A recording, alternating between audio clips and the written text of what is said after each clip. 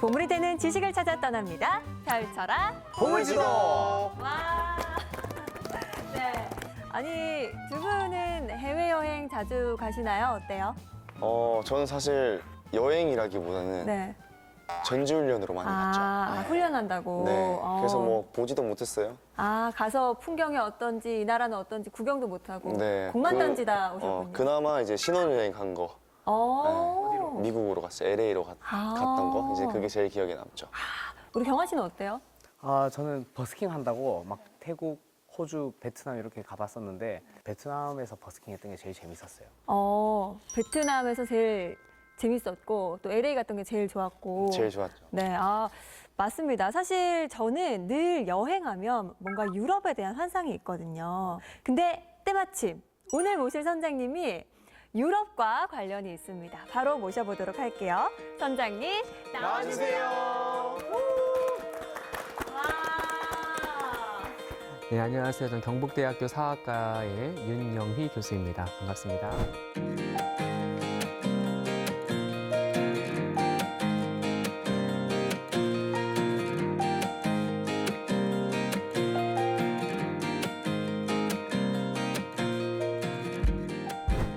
아니 제가 선장님 소개를 유럽과 관련이 있는 유럽을 잘 아시는 선장님이 나오신다라고 했는데 제가 잘 소개를 한 걸까요?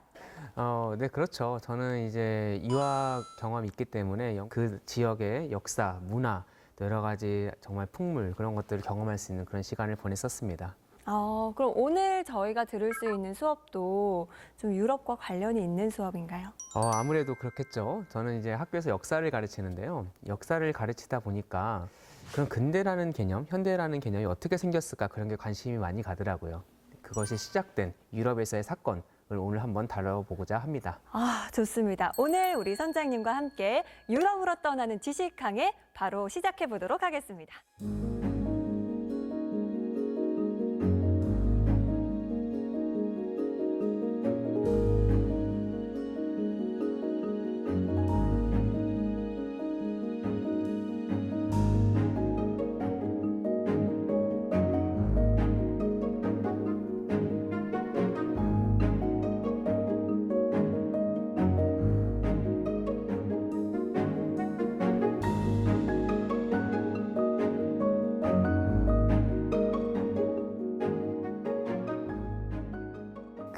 여러분 살면서 뭐 기독교, 개신교, 가톨릭, 천주교 이런 용어들 많이 되게 들어보셨잖아요.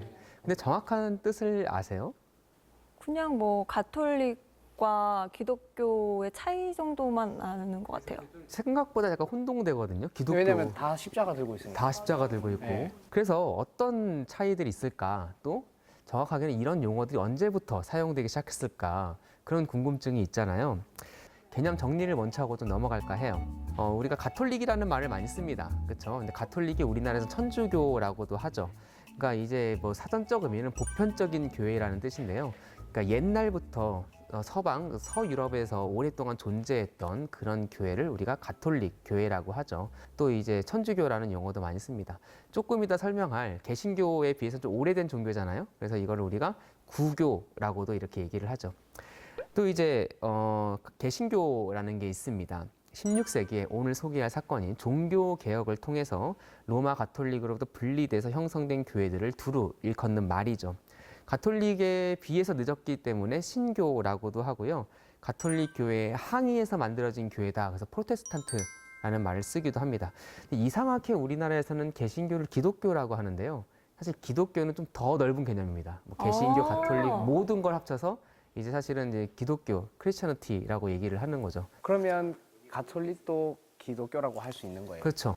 기독교, 뭐 그리스도교 안에 사실은 가톨릭도 있고 개신교도 있고 모두 포괄되는 그런 개념이라고 이해하시면 될 것 같습니다.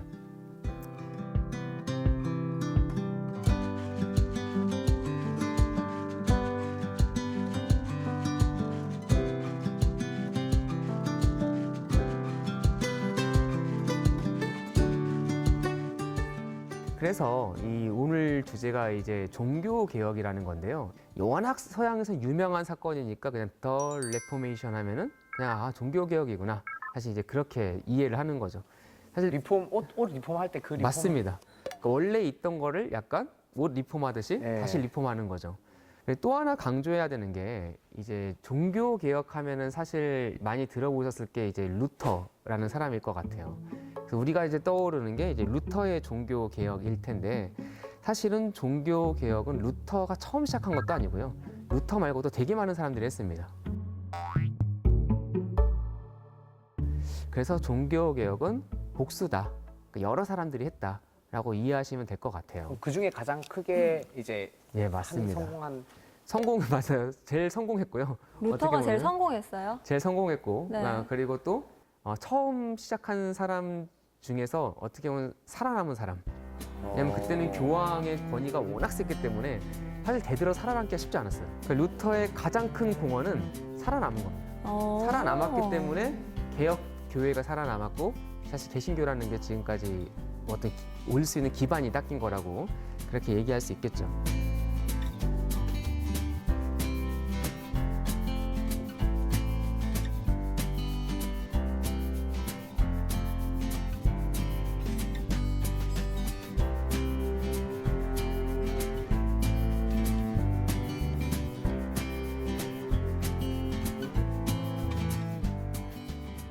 그럼 왜 종교개혁하면 루터고 루터는 종교개혁은 중요한가?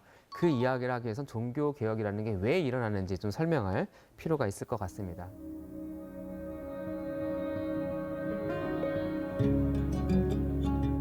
가만히 잘 돌아가는데 개혁이 일어나진 않겠죠. 맞아요. 뭔가 그렇죠. 문제가 있으니까. 네. 문제가 있으니까. 부패하고. 네. 맞습니다. 중세 가톨릭 교회가 부패했다 그런 거는 옛날에 뭐 세계사 시간이나 그럴 때 배우지 않으셨나요? 배웠던 것 같습니다. 그렇죠. 배우지 않았어요. 배우지 않으셨어요? 공 던지시느라 바쁘셨습니다. 공 던지지 바쁘셨지만 우리는 다 배웠답니다. 부럽습니다. 지금부터 같이 배워요. 일단 뭐 방금 말씀드린 잘 돌아가면 개혁이 일어나지 않죠. 이때 되게 많이 타락했습니다. 이제 기성 종교가 되고 완전히 또 중세 때 교황의 권위는 정말 하늘을 찔렀습니다. 그런 위치가 되자 타락하게 되죠. 되게 많은 타락의 예가 있는데 한 가지만 좀 말씀드릴까요? 스테파노 6세라는 교황이 있습니다. 이 사람 자체가 레오 5세라는 사람을 쫓아내고 교황이 돼요. 그런데 아시다시피 가톨릭 성직자는 결혼하면 안 되잖아요. 마루치아라는 여성과 내연 관계였고 그리고 거기서 아이도 태어납니다. 할 거 다 했네. 할 거 다 했죠. 그리고 그 아이가 나중에 요한 12세라는 교황이 또 됩니다.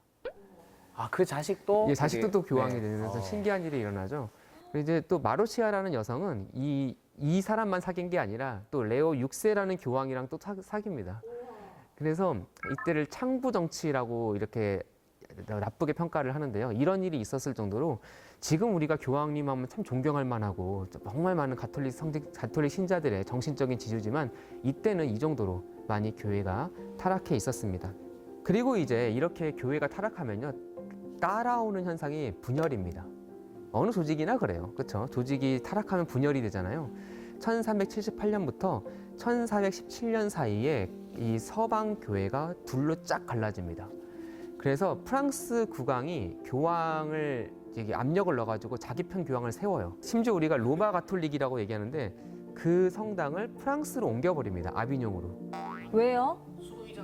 왜냐하면 자기가 힘이 세고 자기가 교황을 임명했으니까 프랑스 영향력 하에 두려고 이제 옮겨버립니다. 이렇게 될 수는 없잖아요. 그래서 결국은 아비뇽 교황을 지지하는 세력이 있고 또 로마에서는 어떻게 로마 교황청인데 교황을 비워둘 수 있는가 해서 또 교황을 세워요. 그래서 로마 교황을 지지하는 또 나라들이 생깁니다. 그래가지고 유럽이 정말 반으로 쫙 갈라져서 이제 한쪽은 아비뇽파, 한쪽은 로마파 해가지고 엄청나게 싸웁니다. 로마파, 프랑스파 약간 이런 느낌. 예, 이런 식인 거죠. 뭔지 모르겠는데 싸우니까 재밌네요. 그래서 우리가 지금은 교황님 하면 되게 정신적인 지주 존경을 많이 받지만 이게 정말 권위가 땅에 떨어지잖아요. 그래가지고 교회 지도자들이 이제 모입니다. 피사라는 곳에 모여서 회의를 해요. 이게 말이 되는가? 둘 다 물러나고 새로운 교황을 뽑자. 우리 다시 옛날로 돌아가자. 근데 어떻게 됐을까요? 다 동의 안 할 것 같은데요. 결과적으로 교황이 3명이 됩니다. 그럴 줄 알았어요. 네. 어이구. 교황의 권위가 결정적으로 떨어지는 계기, 그리고 교회의 권위 상당히 손상되어 있었겠죠. 그러니까 어느 날 루터가 짠 나타난 게 아니라 이런 배경 속에서 이제 교회 개혁이 필요했던 것이죠. 특히 이때 혼란했어요. 혼란의 되게 중요한 이유 중 하나가 뭐였냐면 바로 팬데믹이었습니다. 역병이 돌았어요. 코로나. 코로나는 그때는 없었을 것 같아요. 코로나이고 싶지만 코로나는 아니었고요. 흑사병. 맞습니다. 흑사병. 패스트라고 불리는 흑사병이죠. 전 유럽에 흑사병이 도는데 들어보셨겠지만 이때 정말 많이 죽었습니다. 한 인구의 지역별로 다르지만 3분의 1 정도밖에 안 남은 지역이 많았어요. 그래서 유럽의 흑사병은 정말 심각한 거였고 사실 우리가 지난 3년간 이 코로나 팬데믹도 되게 힘들었잖아요. 네. 그러나 그거와는 비교도 안 되게 많이 사람들이 죽었고 이때는 특히나 원인도 몰랐어요. 그러니까 민심이 말 그대로 흉흉해지고 미신이 되게 유행하고 사람들이 특히나 기존의 권위, 교황이라든가 그렇죠, 교회라든가 이런 권위에 대해서 상당히 의구심을 갖게 되는 배경이 있었던 것이죠. 말 그대로 대공포의 시대였습니다. 또 이런 상황 속에서 르네상스라는 게 일어나죠. 르네상스는 이제 옛날의 고대 그리스 로마 시대의 학문, 사상, 그리고 철학 이런 게 약간 부활한 그런 거라고 하면 될 것 같아요. 예술 문학이 엄청 부흥한. 맞습니다. 네. 유명한 모나리자라든가 뭐 그런 라파엘로 그림 같은 거 걸어놓겠죠. 근데 잘 보시면 상당히 그 그림은 되게 인간 중심적이라는 거 아실 수 있을 겁니다. 왜냐하면 고대 그리스 로마 시대 때는 상당히 모든 게 인간 중심적이었어요. 하다못해 신도 인간 중심적이었습니다. 제우스 생각해 보세요. 제우스 막 맨날 바람 펴요. 사생아도 낳고 헤라는 맨날 질투해요. 그 정도로 인간 중심적인 그런 세계관이 이때 변화했습니다. 한마디로 세상이 되게 많이 바뀌고 있었어요. 그런데 그런 세상이 바뀌고 있는데 중세인의 삶과 생각을 지배했던 교회는 어떤 반응을 보이고 있었을까? 사실 말 그대로 혼돈에 빠져 있었습니다. 어떻게 할지를 몰라 했습니다. 그래서 대표적인 사건이 그거 같아요. 갈릴레오 갈릴레이의 재판. 지구 둥글다 그거. 그렇죠.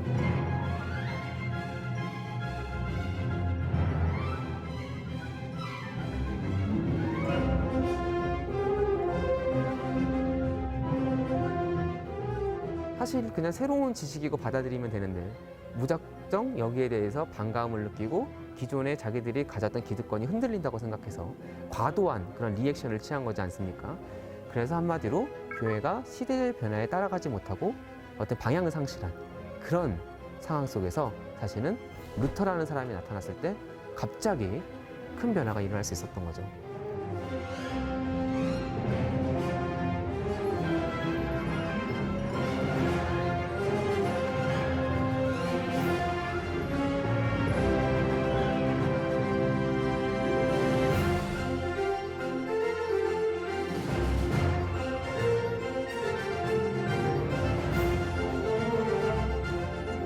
뭔가 근본적인 개혁이 필요하다라고 느끼는 사람들이 등장했습니다. 그 중에 한 명이 바로 지금부터 소개할 루터라는 사람이죠. 사실 되게 입지전적인 사람입니다. 옛날에 동독 지역, 독일 사람인데 그 지역의 조그만 도시, 탄강 도시에서 태어났고 광부의 아들이었습니다. 그런데 되게 똑똑했어요. 되게 똑똑해서 집안에서 열심히 공부를 시켜서 당시에 대학에 갔습니다. 가난한 시골집에서 아들이 공부 잘해요. 그러면 소 팔고 논 팔고 해가지고 걔를 서울 보내서 공부시키잖아요. 네. 그럴 경우 그 아이가 주로 뭘 공부하죠? 법. 그렇죠. 네. 뭐 이과면은 의사 아니면 뭐 문과면은 법을 공부하잖아요. 그래서 루터도 법을 공부합니다. 네, 루터도 법을 공부했는데요. 한마디로 온 가족의 희망이에요. 그렇죠? 근데 22살 때 인생을 바꾸는 사건이 하나 일어납니다.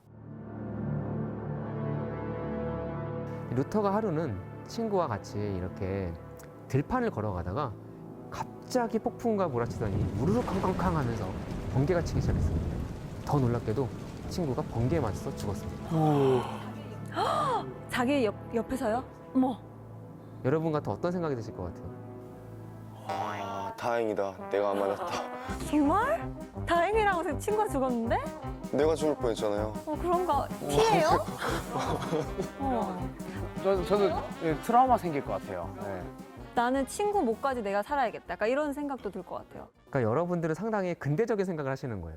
그러니까 이 사람은 중세말 사람이잖아요. 중세 때는 종교가 되게 중요하잖아요. 하늘의 뜻이라고. 하늘이 놓였나 보다. 그런 거 생각하지 않을까요? 그 번개 속에서 막 너무 무서워서 고개도 들지 못하고 발발 떨면서 신께 약속을 합니다. 성 안 나요? 나를 살려주셔서 그럼 내가 수도사가 되겠습니다. 우리 같으면 또 이 폭풍과 지나가면 아 그땐 내가 너무 감정적이었어 막 그럴 것 같잖아요. 그래서 이거 강제에 의거한 약속이었다 이렇게 생각. 맞아. 까먹을 것 같아요. 취소. 이렇게. 취소할 텐데 또 루터는 되게 좀 정직하고 신실한 사람이라 그 약속을 지키기 위해서 실제 수도사가 됩니다. 이야. 그래서 루터가 이제 수도사 생활을 합니다. 그때 그림을 보면 저 삐쩍 말랐어요. 근데 왜냐하면 루터는 너무 하나님이 무서웠어요. 너무 신이 무서웠어요. 그 눈앞에서 약간 죽음을 잘못하면 경험해서. 번개 하나 던져서 충분히 어. 죽일 수 있는. 어. 그리고 신은 되게 의롭고 정의롭고 그런 분이잖아요. 근데 그게 생각보다 무서운 말입니다. 의롭고 정의로운 분이기 때문에 우리 같은 죄인들을 가만 놔둘 수가 없어요. 그렇죠? 그래서 되게 루터는 정말 무서워했어요. 지금 약간 긴장하고 계십니다. 천장 있는 데만 다녀야겠다. 위에서 뭐 떨어지고 막 이렇게. 조명 위에 좀 치워주세요. 그래서 어떻게 해야 될까요? 죄를 용서받아야 하잖아요. 그래서 우리가 흔히 뭐 여러분도 상식선에서 아실 것 같은데 고해성사라는 걸 하잖아요. 그렇죠? 그래서 자기 죄를 진심으로 뉘우치는 거죠. 그래서 하루는 정말 내가 태어나서 어렸을 때부터 지은 모든 죄를 한번 고백을 해야겠다라고 결심을 한 겁니다. 그래서 자기 멘토 스승이 있어요. 그분을 불러다 놓고 5시간인가 6시간인가 열심히 고백을 했대요. 그 스승님한테 고문한 것 같은데. 그 정도면 귀에서 피 나셨을 것 같은데. 네. 그것도 죄 아닙니까? 그런데 정말 다 끝났을 때 물어보죠. 그 모든 죄를 고백했는가? 그러니까 그런 것 같다고. 마음이 편한가? 조금 편해진 것 같다고. 그럼 편안히 돌아가시오 형제여 하면서 너의 죄를 사하노라 그렇게 얘기를 해주죠. 그런데 돌아서는 순간 미처 얘기하지 못한 또 다른 잘못이 떠올랐던 거죠. 그만해. 5시간 들었잖아. 제가 이런 말씀을 드리는 이유는 이게 루터만의 고민이었을까요? 무슨 얘기냐면 중세 말이잖아요. 그 당시 종교가 차지하는 비중은 우리의 상상을 넘는 겁니다. 정말 삶이 교회에서 시작해서 교회에서 끝나요. 그러니까 그 당시 사람들에게 루터가 했던 고민이 되게 생소하진 않았을 겁니다. 그렇죠? 많은 사람들이 고민했던 거일 거예요. 자, 그래서 루터가 이제 한마디로 되게 절망에 빠져 있었던 그런 상황에서 한 가지 이제 전기가 찾아옵니다. 당시로선 신생대학, 지금은 500주년이 넘은 그런 비텐부르크 대학의 신약 교수로 가게 됩니다. 놀랍게도 이제 교수가 돼서 가르쳐야 하잖아요. 그래서 이때 성경을 제대로 처음 읽어봐요. 근데 그게 약간 이해가 안 되잖아요. 네. 어떻게 그럴 수가 있는가? 사실 루터뿐 아니라 대부분의 사람들이 성경을 잘 못 읽었습니다. 왜 그랬을까요? 보급이 많이 안 돼 있었어. 어려워. 너무 어려운 말이라서. 더 정말 정답이 나왔는데요. 일단 되게 비싸요. 비싸요? 책이. 책 자체가 비싼 거죠. 그렇죠? 그러니까 종이가 아직 보편화되지 않았고 그리고 성경 정도 되면 되게 중요한 책이잖아요. 보통 성경은 양피지. 양피지 뭔지 아시죠? 양 가죽으로 만든 거. 양피지에 이제 그러니까 완전히 고급 종이의 수작업으로 새기는 거죠.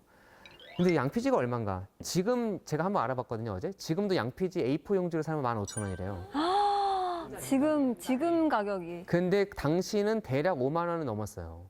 그리고 성경 정도 되려면 2,000페이지 정도 되는 책을 만들려면 양 200마리가 필요했답니다. 이야. 엄청 비쌌겠죠? 양고기 많이 먹었겠다. 그러게요. 네, 하여튼. 그러게요. 가끔 궁금해지네요. 양고기의 소비와 분명 상관이 있을 것 네. 같은데. 그러니까 양 종이를 만들려면 양을 잡으니까. 칭따오. 네.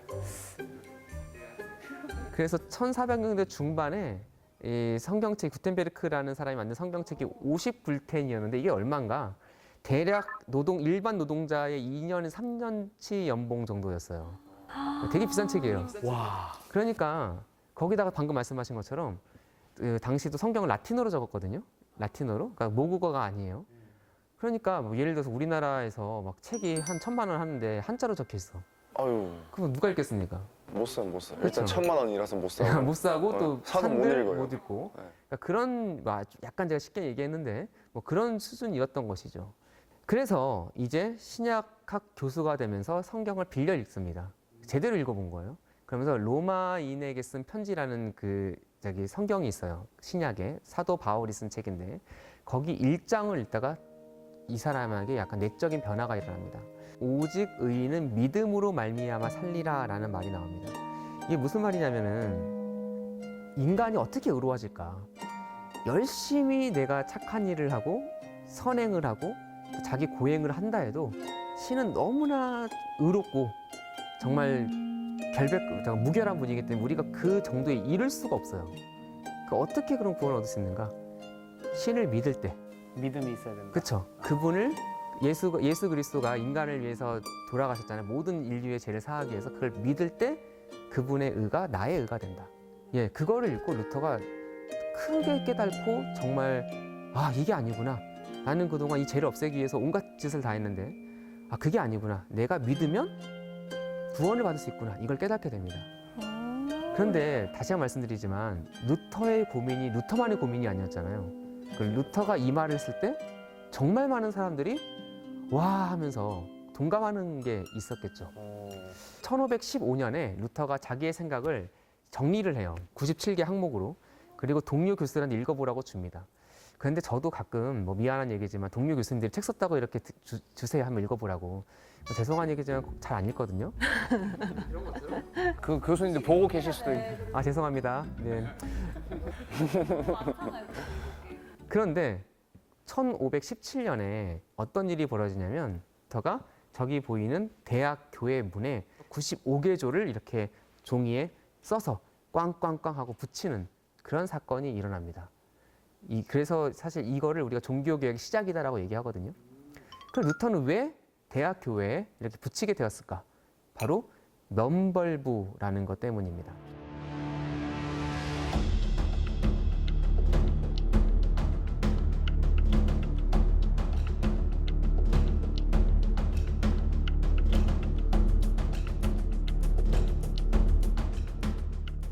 내세의 벌을 그거를 이 증서를 샀을 때 이제 덜 해준다는 거죠. 예를 들어서 지금 되게 유명한 선전 문구를 이렇게 말을 하거든요. 면벌부가 죄인들을 세례보다도 깨끗하게 만들고 타락하기 전에 아담보다 더 순결하게 만들 뿐 아니라 면벌부를 판매하는 자의 십자가는 그리스도의 십자가만큼 효력이 있다. 황금한 바닥에 동전이 땡그랑하고 떨어지는 순간 연옥에 있던 영혼은 화살처럼 솟아오른다. 아니 근데 이게 약간 종교가 이렇게 너무 대놓고 돈을. 약간 돈을 요구하면서 상업적으로 이렇게 홍보 문구를 써도 됩니까? 사실은 이래서는 안 되죠. 정말 그 당시 농민들의 삶이 얼마나 팍팍했겠습니까? 이런 문구로 사람들을 현혹해서 팔게 되었던 거죠. 근데 그런 거 있는 것 같아요. 뻥을 치려면 크게 쳐야 돼. 그렇죠. 막 얼마나 딱 다가오지 않습니까? 맞아요. 이 솔깃하긴 사람들은 합니다. 구원이 너무나 중요한데 그렇잖아요. 이걸 땡그랑 하고 떨어지는 순간 자기 사랑하는 분의 영혼이 천국으로 솟아오른대잖아요. 그러니까 얼마나 좋습니까? 그래서 많이 팔려요. 그런데 이게 당시에도 말이 안 됐고요. 많은 지식인들이 되게 분노합니다. 이 부분에 있어서. 저게 당시 풍자인데요.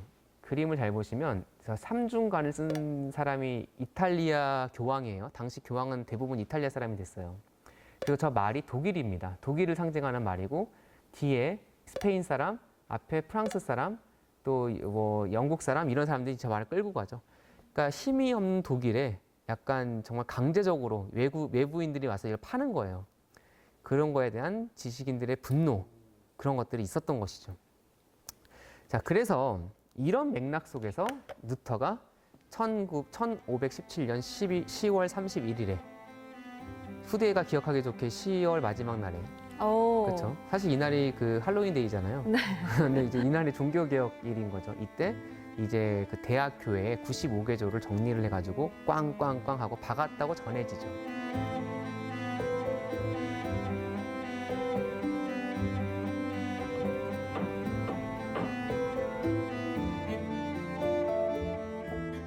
그래서 이게 사실 루터는 그냥 대학 교수고 자기 지역 사람들한테 얘기하고 싶었어요.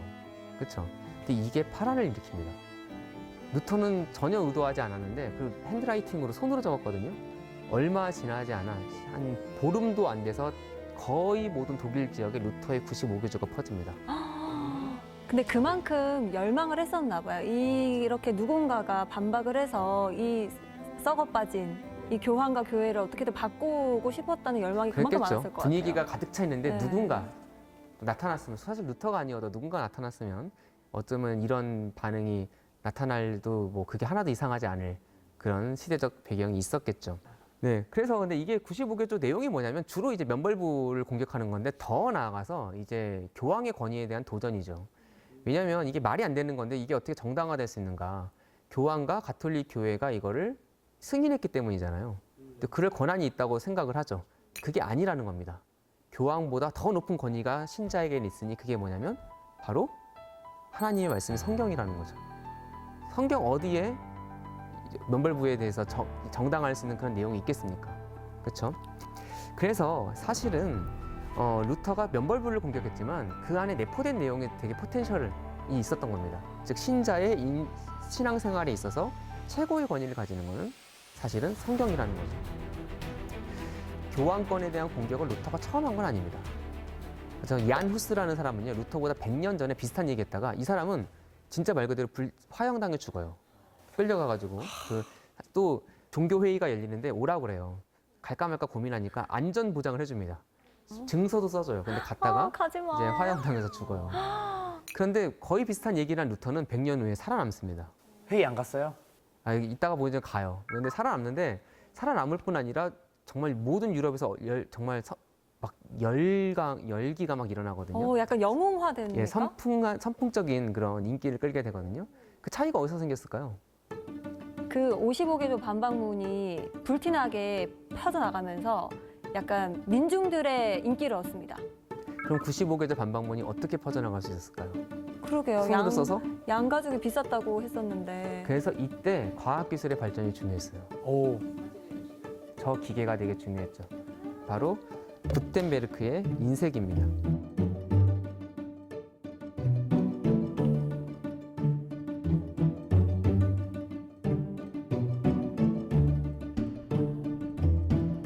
이게 있었으니까 사실은 루터가 죽지 않았다라고 얘기해도 약간 조금 과장된 표현이지만 그렇게 말을 할 수도 있는 것 같아요. 없었으면 진짜 사장될 수도 있었던.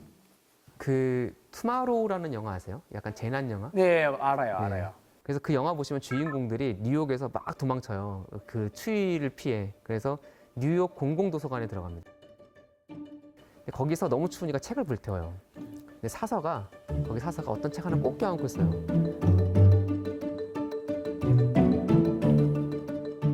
근데 그게 뭐냐면 구텐베르크의 성경이에요.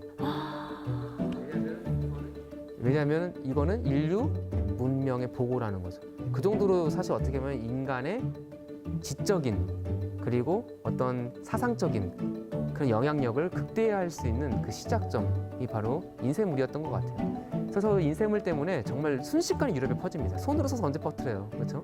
순식간에 유럽에 퍼지고 그래서 루터를 무시할 수는 없게 된, 함부로 할 수는 없게 된 그런 배경이었던 것이죠. 인플루언서가 됐네요. 인플루언서. 요즘 말로 인플루언서가 된 거죠, 그렇죠? 자, 그래서 가만히 있을 수는 없잖아요. 그래서 교황과 황제가 당연히 협박도 하고 회유도 합니다. 가톨릭 측에서도 요한에크 또 요한 테첼 같은 신학자들이 나와서 루터와 이렇게 신학적 논쟁을 벌이기도 하고요.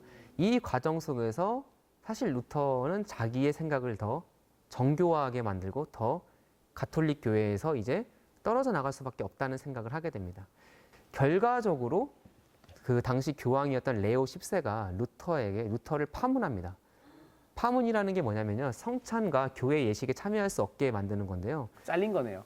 당시에는 유럽인들 중에 이 파문을 당하고 제대로 살아갈 수 있는 사람이 없었어요. 왜요? 성찬에 참여하지 않으면 이 사람은 신자도 아니고 더 이상 공동체 일원도 아니고 어떻게 보면 인간으로서 시민으로서 역할을 못하는 거죠. 당시 심각한 벌입니다. 심각한 벌인데 자기 동료 교수와 그리고 자기 학생들을 불러 모으고 그 앞에서 파문장을 이렇게 찍고 불태웁니다. 오, 상남자. 간지. 정말 간이 배 밖으로 나왔다 얘기해도 근데 저럼에도 불구하고 사형을 안 당했다는 거잖아요. 그 이야기를 이제 할게요. 그래서 루터는 어떻게 보면 이 정도로 이제 자기가 이제 얘기를 하고 또 주장을 하고 논쟁을 하는 과정 속에서 이제 확신을 갖게 되는 과정이 있었던 거죠. 더 이상 이제 방치할 수가 없습니다. 그렇죠? 그래서 당시 독일 지역에 있었던 제국을 신성 로마 제국이라고 그래요.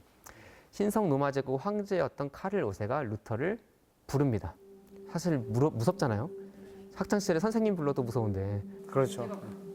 그래서 보름스라는 도시에서 국회를 소집하고 이 국회에 루터를 소환합니다. 많은 사람들이 가지 말라 그랬습니다.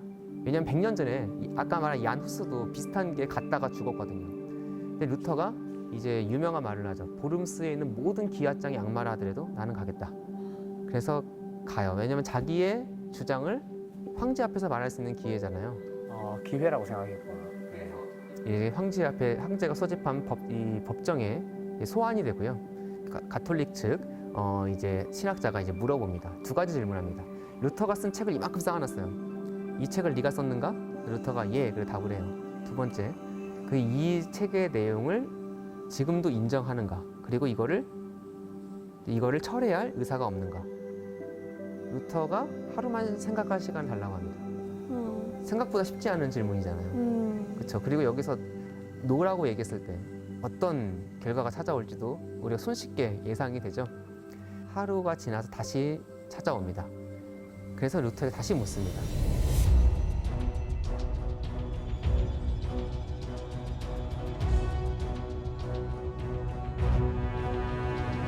그래서 루터가 다시 한번 첫 번째 질문, 이거 내가 썼다 인정하고 두 번째 질문에 대해서 답을 합니다. 꽤 긴 연설을 해요. 꽤 긴 연설을 하는데 한마디로 나는 철회하지 못하겠다라고 얘기를 해요. 그 저기 써 있는 루터의 마지막 최후 진술을 그 이양훈 아나운서가 한번 읽어주실까요? 나의 양심은 하나님의 말씀에 의해 사로잡힌 바 되었습니다. 나는 철회할 수도 없으며 철회하지도 않겠습니다. 왜냐하면 자기의 양심에 불복하는 것은 옳은 것도 안전한 것도 아니기 때문입니다. 나는 여기 서 있습니다. 신이여 나를 도우소서. 아멘. 예, 제목이 유명한 연설이고요. 그래서 여기서 이제 So help me God이라는 말을 하는데, 그래서 신이여 날 도우소서. 지금 이거를 영국도 그렇고 미국도 그렇고 공직자가 취임할 때 이걸 약간 관용구처럼 지금도 사용합니다. 루터는 어떻게 됐을까요? 이쯤 되면 진짜 처형을 당하셔도 충분히 스토리상 근데 이제 반전이 있으니까 또 이제 역사 공부하는 맛이 있는 거잖아요. 너무 뻔한 결론이 안 나오니까. 그래서 루터는 결과적으로 이제 보름스 국회에서 유죄가 되고요. 그리고 일종의 공민권 박탈이 됩니다. 이제 루터는 이단이 됐고 아무도 그에게 처소나 식량이나 그런 걸 제공할 수 없고, 그리고 그가 저술한 책은 인류의 기억 속에 지워져야 된다. 이런 판결을 받게 됩니다. 사실 이때 루터를 대부분 사람들이요, 루터는 누군가 죽일 거라고 생각했고, 루터도 난 곧 죽을 거라 생각을 했어요. 뜻밖의 일이 일어납니다. 뭐냐면 루터가 갑자기 사라져요. 갑자기 사라집니다. 납치됐나요? 예, 납치됐어요. 그래서 이제 어떻게 된 걸까요? 누가 납치를 했죠?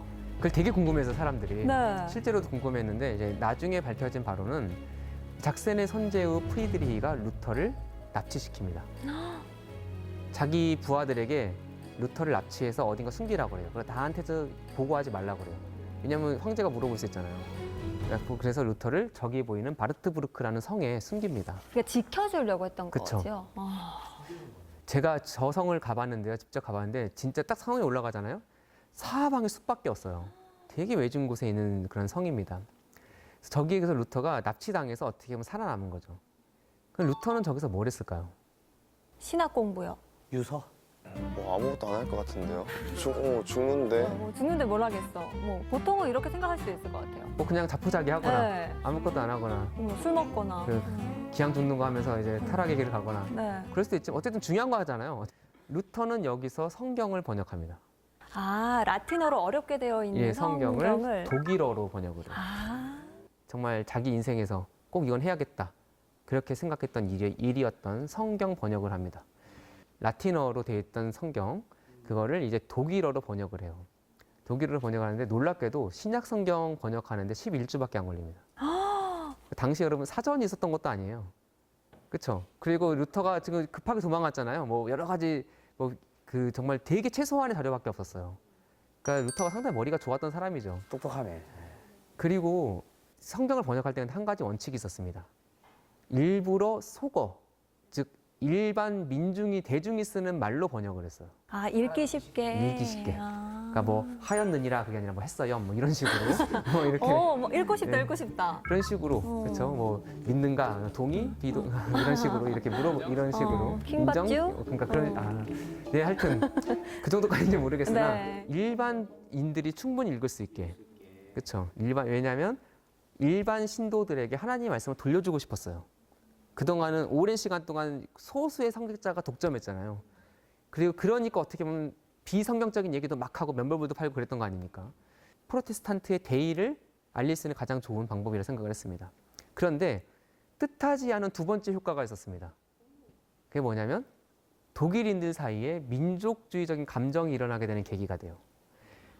사실 당시는 독일이라는 게 애매모호했어요. 어디까지가 독일인지도 몰랐고 누가 독일인지도 몰랐어요. 그러니까 당연히 언어도 큰 차이가 있었겠죠. 독일은 지금도 북독일어와 남부 독일어가 상당히 큰 차이가 있거든요. 당시는 더 심했겠죠.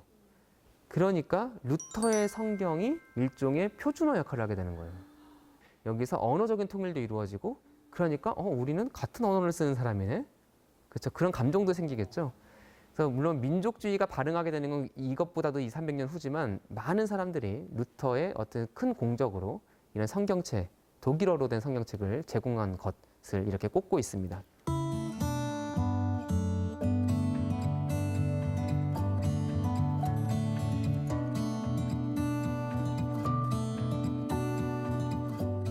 자, 그래서 루터가 이렇게 떠나 있었잖아요. 성에 숨어 있었는데 보니까 안 되겠는 거예요. 왜냐하면 자기가 떠나 있는 동안 그 남겨져 있는 그 비텐베르크 마을에 제자 그리고 동료 교수들이 이상하게 좀 자기의 뜻을 오해해서 되게 과격한 그런 개혁을 하는 겁니다. 루터가 더 이상 안 되겠다. 그래가지고 프리드리 그 영주에게 이렇게 청원을 해서 1년 조금 못 되는 기간을 거기서 보내고 다시 돌아옵니다. 그리고 이때부터 본격적인 그런 교회 개혁을 시작을 하죠. 루터가 보기에 모든 가톨릭의 요소들을 없앤 건 아니고요. 뭐 예를 들어서 예배 의식이라든가 아니면 예배 순서라든가 그렇게 비본질적인 거는 얼마든지 계승을 하고 따라 했지만 성물 숭배, 성상 숭배 이런 것들은 성경에 나오지 않는다고 해서 이거는 폐지합니다. 그리고 이제 미사를 단순화하고 당시는 라틴어로 미사를 했었는데 일반인이 알아들 수 있게 현지어로 예배를 드리게 하고 그리고 이제 교회 구조도 변화를 일으키죠. 이제 유럽에서는 1000년 가까이 교회는 하나였는데 개혁된 교회 가톨릭 교회와 다른 또 다른 형태의 교회가 이제 이때부터 생겨난 것이죠. 그래서 우리가 개신교회라고 하는 거예요. 그러니까 원래 가톨릭 교회가 있고 여기서 리폼된, 개혁된 교회다 해서 개신교회라고 우리가 얘기를 하는 거죠.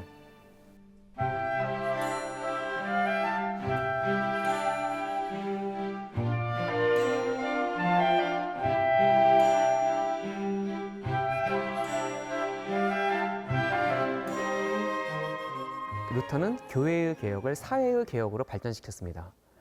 근데 그 이유는 뭐 당시 사람들은 너무 당연한 거였을 거예요. 왜냐하면 종교가 차지하는 비중이 삶에서 차지하는 비중이 너무 높기 때문에 교회가 개혁되면 당연히 일반인들의 삶도 바뀌어야 되는 거예요. 그렇죠? 같이 묶여 있으니까. 그렇죠. 묶여 있으니까요.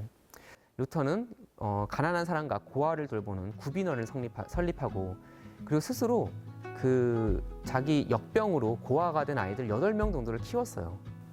입양해서요? 그러니까 당신 입양이라는 개념은 없었죠. 뭐 지금 법적으로 뭐 데려오고 그런 건 없었지만 거의 자식처럼. 그래서 어떻게 보면은 이제 신자가 사회적인 책임을 다하는 그런 모습을 보였고요. 그리고 1523년에 작센의 영주에게 청원을 해서 라이프치히 공동기금이라는 걸 만듭니다. 구제 기금을 만든 거예요. 세금의 일정 부분을 구제 기금으로, 복지 기금으로 이렇게 할당을 하는 그런 제도를 루터가 만들기도 했습니다. 자선 사업처럼 이렇게 예. 하는 거예요. 그거를 이제 뭐 그냥 자기가 개인적으로 도와주는 게 아니라 사회 제도로 그거를 이제 만들 사람도 루터였습니다.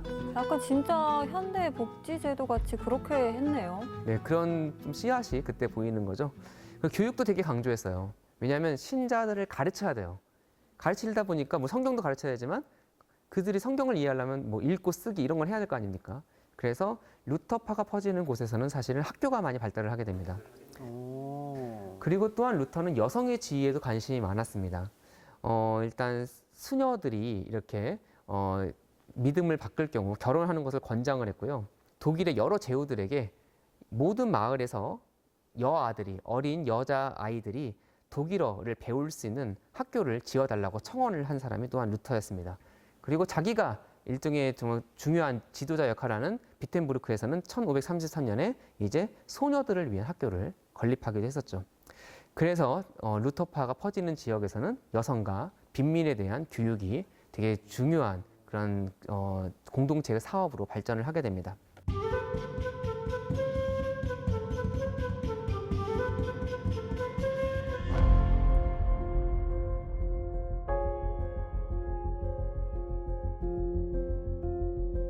모든 사회개혁 운동이 한계가 있듯이 이런 운동도 한계가 있는데요.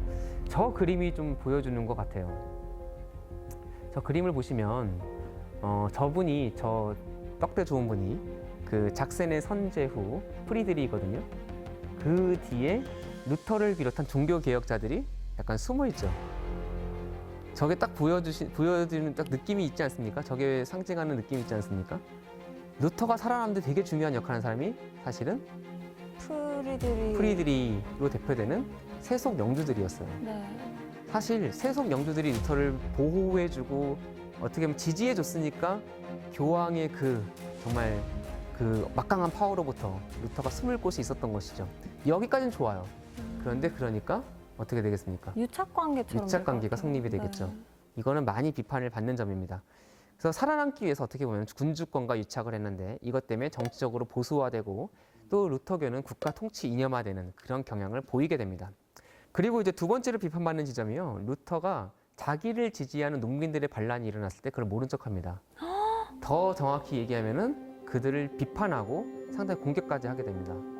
루터는 상당히 이게 사회 질서를 흔든다고 생각을 했고, 그리고 루터는 신자가 자유를 갖고 있지만 그것이 어떤 영혼의 자유이지 어떤 육신적인 자유라고 생각하진 않았어요. 그래서 사실 여기에도 프리드리히도 있었겠죠. 자기를 지지해주는 그 영주가 있는데 그에 대한 반란을 루터가 지지하기 쉽진 않았겠죠. 그러니까 일반 민중들 그리고 농민들은 사실 이때부터 루터에게 실망하고 돌아선 그런 측면도 있습니다. 그러니까 사실 옛날에 생각을 해보면 결은 조금 다르긴 하지만 루터도 약간 기득권에 도전하는 입장이었잖아요. 농민들은 그런 모습을 보고 또 좋아했는데 약간의 배신감을 느꼈을 것 같아요. 생각을 해보면 루터의 신학을 이해하려면 좀 뭘 많이 배운 사람이어야 돼요. 그렇죠. 오랜 기간 동안 사실 프로테스탄티즘, 종교개혁은 식자층, 좀 배운 사람들에게 이해되고 인기를 끄는 그런 종교인 측면도 있었죠.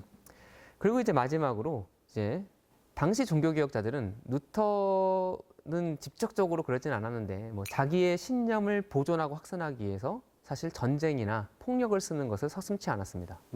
종교인들이요? 네, 그것도 사실은 아까 말한 그 연장선이 있어요. 무슨 얘기냐면 당시 사람들에게 종교가 삶에서 차지하는 비중은 너무 높아요. 그리고 마을 공동체가 그렇게 크지 않잖아요. 그러니까 우리 마을에서 사실 누가 어떤 종교를 믿는 건 남의 얘기가 아니에요. 그렇기 때문에 얼마든지 당시 사람들은 자기의 종교적 신념을 위해서 무기를 들 수 있었습니다.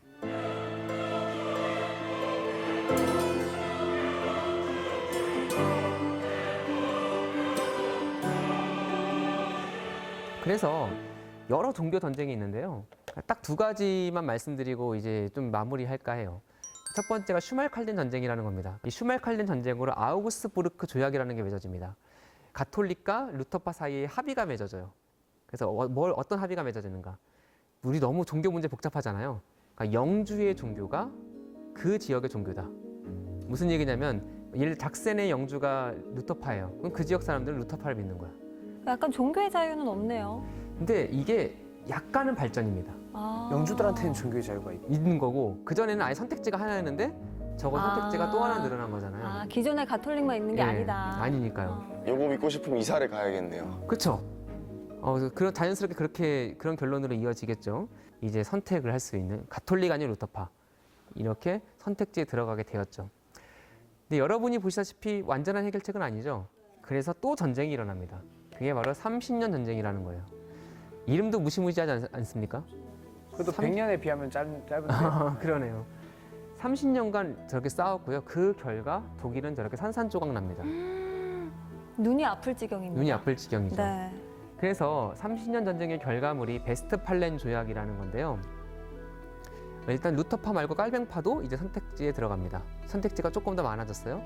그리고 기본적으로 아우그스부르크 조약처럼 영주의 종교가 그 지역의 종교인 건 맞아요.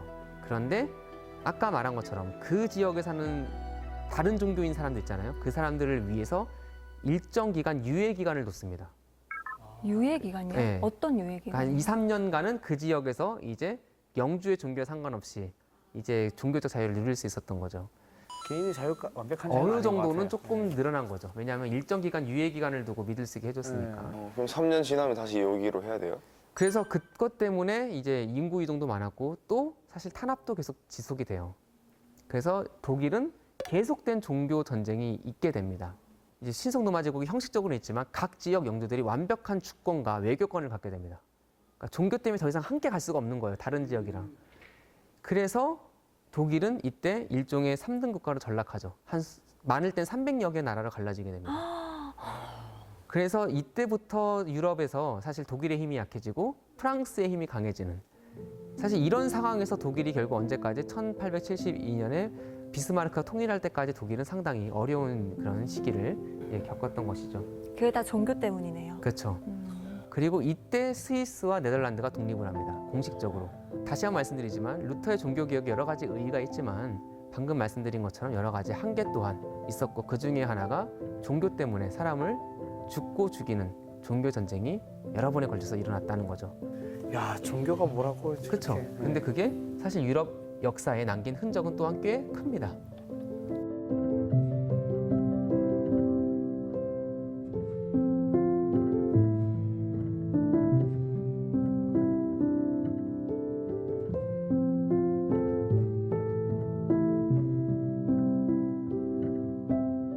종교개혁의 의의는 뭘까? 그게 역사에 남긴 의미는 뭘까? 첫 번째로는 국민국가라는 게 이때부터 생겨날 수 있었던 것 같아요. 아까 말씀드린 것처럼 이제 베스트팔렌 조약으로 유럽은, 특히 독일 지역은 종교 때문에 생긴 각 지역이 사실상 독립된 나라로서 주권을 가지고 그리고 외교권을 행사하는 그런 나라가 됩니다. 이때부터 사람들 사이에 어떤 생각이 생기냐면 국제관계는 주권을 가진 국가들 사이의 관계다라는 생각이 퍼집니다. 그리고 이제 종교개혁은 민족주의를 발달시킨 촉매제의 역할을 했다. 어떤 동인 중 하나였다라고 말을 해도 과언이 아닐 겁니다. 두 번째로는 유럽의 종교 지형이 형성됩니다. 지금도 여러분 유럽을 가보시면요. 북쪽은 웬만하면 개신교고요. 남쪽으로 가면 가톨릭이에요. 그 종교적 지형이 루터의 종교개혁으로 생겨났고 지금까지 이어져 내려오는 점에서 유럽 사회의 유럽의 지도를 분명히 바꾼 그런 사건이 종교개혁이었죠. 마지막으로 이제 루터의 종교개혁은 교회의 개혁이 사회개혁으로 이어져야 된다는 생각을 사람들이 갖게 만듭니다. 지금도 우리가 어떤 종교를 가졌던지 간에 뭐 불교가 됐건 기독교가 됐건 천주교가 됐건 간에 우리가 바라는 거는 종교가 일반인들의 삶을 돌봐주고 영적인 위로를 주고 또 뿐만 아니라 그들의 삶의 개선을 위해서 노력하는 그런 모습을 지금도 우리가 바라고 있지 않습니까? 어떻게 보면은 루터의 종교개혁으로 완전한 그런 모습이 회복된 건 아니지만 루터는 적어도 그거를 위해 노력했던 그런 사람이었습니다. 여러분이 배우셨던 것처럼 지리상의 발견이 유럽인들의 지리적인 인식 범위를 확 넓혀줬잖아요. 교회가 다른 형태의 교회가 있을 수 있다는 생각, 그리고 종교가 선택할 수 있다는 생각, 그렇기 때문에 관용을 해야 된다는 생각, 상당히 근대적인 개념인데 이런 생각이 퍼지게 된 것도 사실 종교개혁이 중요한 계기가 되었습니다.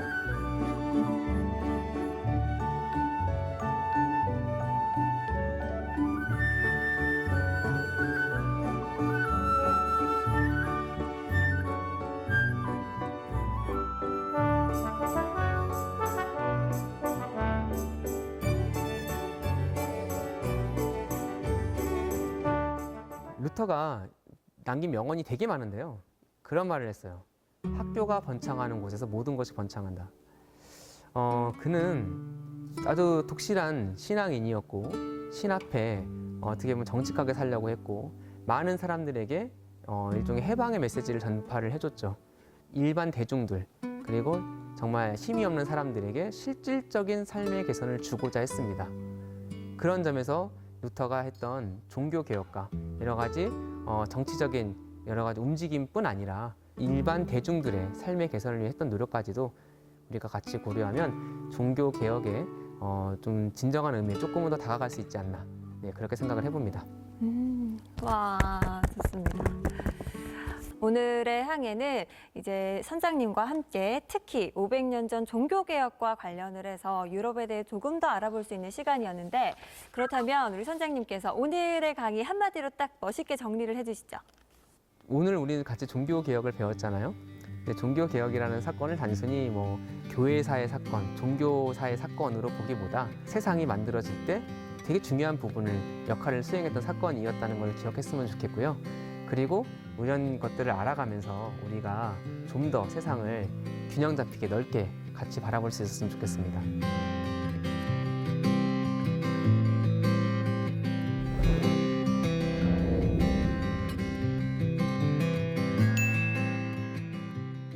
알겠습니다. 자, 두 분은 오늘 이렇게 정말 의미 있는 시간 가져봤는데 어떠셨어요? 어떤 저도 사실 종교가 없는 사람의 입장에서도 전혀 딴 얘기는 아니구나. 결국은 역사들끼리도 상호작용하듯이 종교도 사회랑 계속 상호작용을 했고 이게 아는 게 힘이구나라는 생각을 좀 더 했습니다.